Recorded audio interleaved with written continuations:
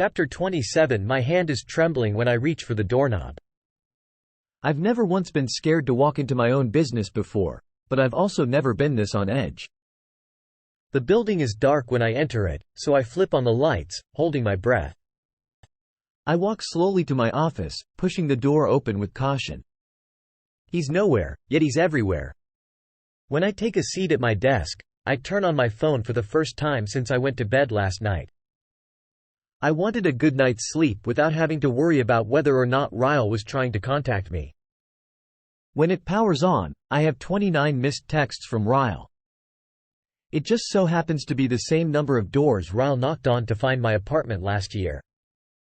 I don't know whether to laugh or cry at the irony. I spend the rest of the day like this. Glancing over my shoulder, looking up at the door every time it opens. I wonder if he's ruined me. If the fear of him will ever leave me. Half a day goes by without a single phone call from him while I catch up on paperwork.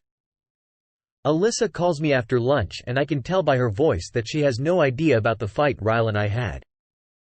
I let her talk about the baby for a while before I pretend I have a customer and hang up. I plan on leaving when Lucy returns from her lunch break.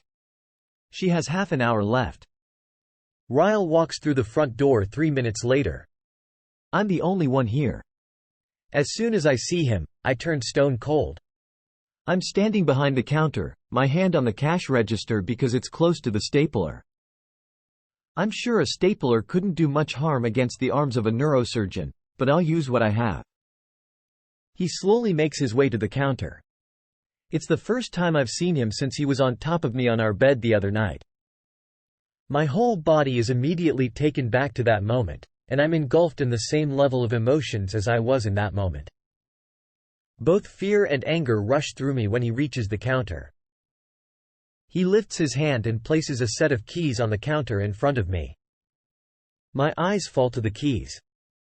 I'm leaving for England tonight, he says. I'll be gone for 3 months. I paid all the bills so you won't have to worry about it while I'm gone. His voice is composed, but I can see the veins in his neck as they prove his composure is taking all the effort he has. You need time. He swallows hard. And I want to give that to you. He grimaces and pushes the keys to my apartment toward me. Go back home, Lily. I won't be there.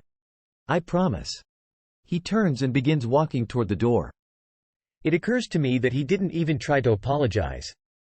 I'm not angry about it. I understand it. He knows that an apology will never take back what he did.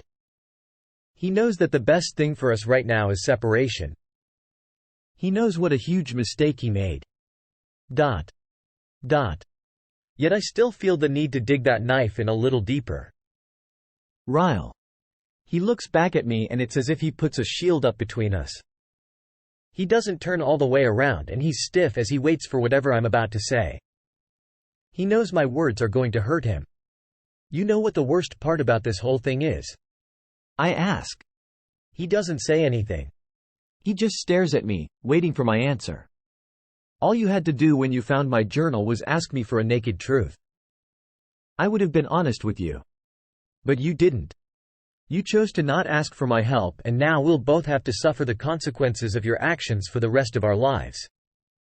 He grimaces with every word. Lily, he says, turning toward me. I hold up my hand to stop him from saying anything else. Don't. You can leave now. Have fun in England. I can see the war waging inside of him.